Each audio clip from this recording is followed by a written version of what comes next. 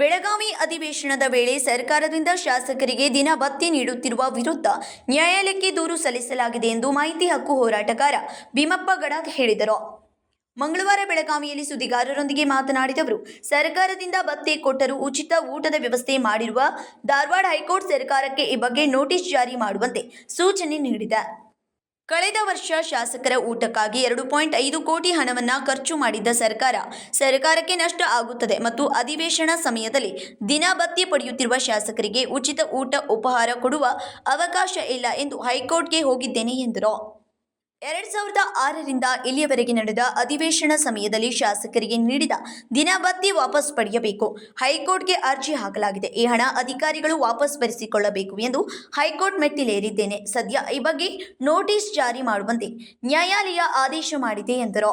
ಏನಾಗಿದೆ ಅಂದ್ರೆ ಈ ಬೆಳಗಾವಿ ಚಳಿಗಾಲ ಅಧಿವೇಶನದಲ್ಲಿ ಶಾಸಕರುಗಳಿಗೆ 2500 ರೂಪಾಯಿ ಅಧಿವೇಶನ ದಿನಭತ್ಯೆಯನ್ನು ಕೊಡ್ತಾ ಇದ್ದಾರೆ. ಅದಲ್ಲದೆ ಈ ಸರ್ಕಾರದಿಂದ ಉಚಿತವಾಗಿ ಊಟ ಉಪಹಾರಗಳನ್ನು ಕೂಡ ಕೊಡ್ತಾ ಇದ್ದಾರೆ. ಇದರಿಂದ ಸುಮಾರು ಒಂದು ಅಧಿವೇಶನಕ್ಕೆ 2,60,00,000 ರೂಪಾಯಿ ಇವತ್ತು ಸರ್ಕಾರದ ಹಣ ನಷ್ಟ ಆಗ್ತಾ ಇದೆ. ಆದ್ದರಿಂದ ನಾವು ಉಚ್ಚ ನ್ಯಾಯಾಲಯ ಪೀಠ ಧಾರವಾಡ ಇಲ್ಲೇ ಒಂದು ರಿಟ್ ಪಿಟಿಷನ್ ಫೈಲ್ ಮಾಡಿದ್ದೀವಿ.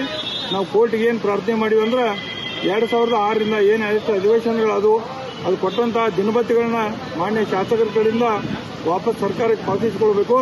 ಅದು ಹಿಂದೆ ಹೋದಲ್ಲೇ ಈ ಅಧಿಕಾರಿಗಳಿಂದ ಹಣವನ್ನು ವಸೂಲು ಮಾಡಬೇಕಂತೇಳಿ ನಾವು ಒಂದು ಪ್ರೇಯರ್ ಮಾಡಿ ಬೆಂಗಳೂರಿನ ಶ್ರೀ ಅಮೃತೇಶ್ ಅವರು ಹಾಗೂ ದೀಕ್ಷಾ ಅಮೃತೇಶ್ ಅವರ ಪರವಾಗಿ ನಾವು ಒಂದು ಅರ್ಜಿಯನ್ನು ಸಲ್ಲಿಸಿದ್ದೀವಿ. ಮಾನ್ಯ ಉಚ್ಚ ನ್ಯಾಯಾಲಯ ಪೀಠ ಧಾರವಾಡ ನಿನ್ನಿನ ದಿವಸ ಇದು ವಿಚಾರಣೆ ಮಾಡಿ ಸರ್ಕಾರಕ್ಕೆ ನೋಟಿಸ್ ಜಾರಿ ಮಾಡಿದೆ. ಈ ರೀತಿ ಗಡಾದನವರು ಒಂದು ರಿಟ್ ಪಿಟಿಷನ್ ಫೈಲ್ ಮಾಡಿದರೆ ಇದಕ್ಕೆ ನೀವು ಉತ್ತರ ಕೊಡ್ರಿ ಅಂತೇಳಿ.